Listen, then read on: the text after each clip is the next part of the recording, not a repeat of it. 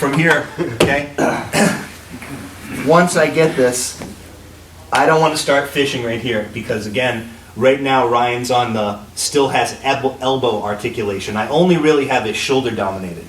So what happens from here is, again, I've got the arm, I've come over his head, now I need to frame against the body.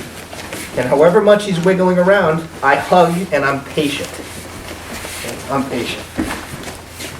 And I keep coming, I don't let my forearm creep up above his elbow onto the forearm side, it's staying on the tricep side. But I keep, this is the fight, okay, until I get up, so now I'm on his wrist. So if we spin back around again, so you can see it.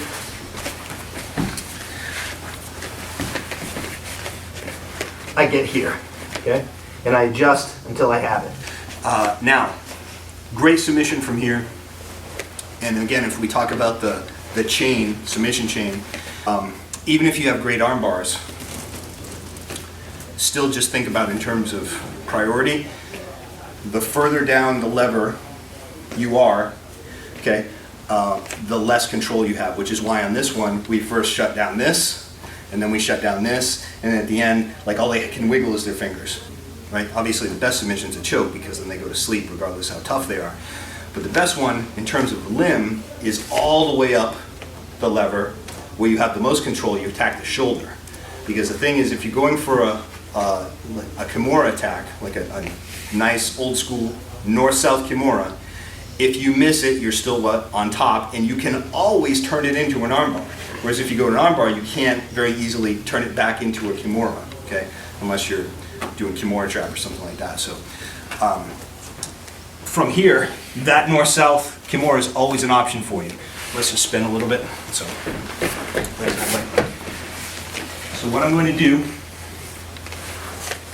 once I'm in here, is I'm going to bring my hand to the far side of Ryan's hip. And now, I was talking about being sprawled out. Now I'm going to bring my, in this case, my left knee, the one up by his head. Just going to bring that up a little bit, put a little bit of weight on it. And I'm going to drive from this side of his hip to his other hip once I've got the arm isolated. Why? Because I'm going to bring Ryan up onto his side. So from here, come up.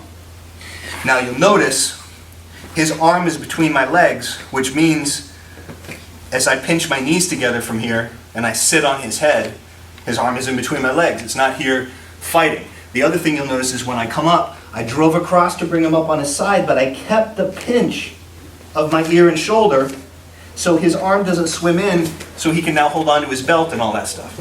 You deal with it if you need to, but it's miserable, right? So no connecting the arms, and ideally no grabbing his leg, his belt, anything like that. So I'm here.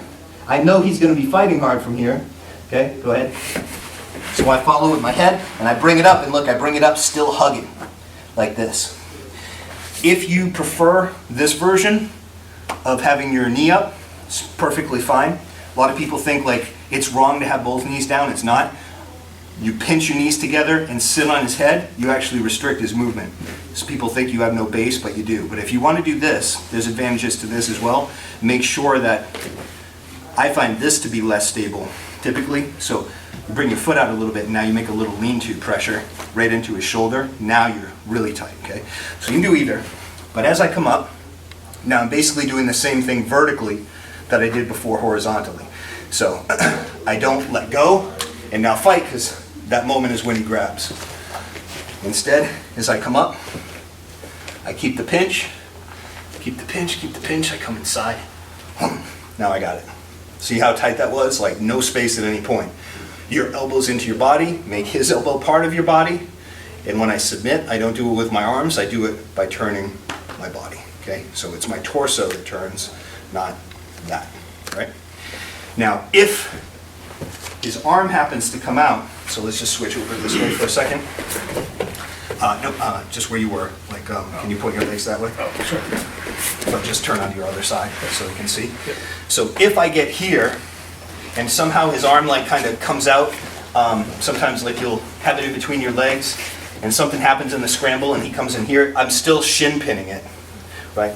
And as I come up here, let's say I also make a mistake, and he grabs his hands together. So you screwed up a little bit at some point. There was some space, but it does happen. So one little break in here for you guys. I'm going to get my position, and typically everybody knows if you want to break, you first go in the direction that his body wants to go, which is away from the submission, and then you go towards it. So this is typically it. Like you pull this way, he releases, and then you go back into the submission. Problem is, if he's got a really good bite, it's hard to do that. But from here, check it out. I get my grip. I'm going to have the hand closest to his wrist actually come down over his wrist, so it's kind of touching, the meat of his palm a little bit. And now from here, watch. That's awesome. I go into his belt. One day I just figured this out, like brown belt. So I was like, let me try that again. So next time I got to the Kimura, I had somebody do this. I was like, I think I've discovered gold. Okay, so he grabs again. So if he's got a death grip and that yank to that side doesn't work, instead I go in to his belt. Boom. Now up, now to the side. It works.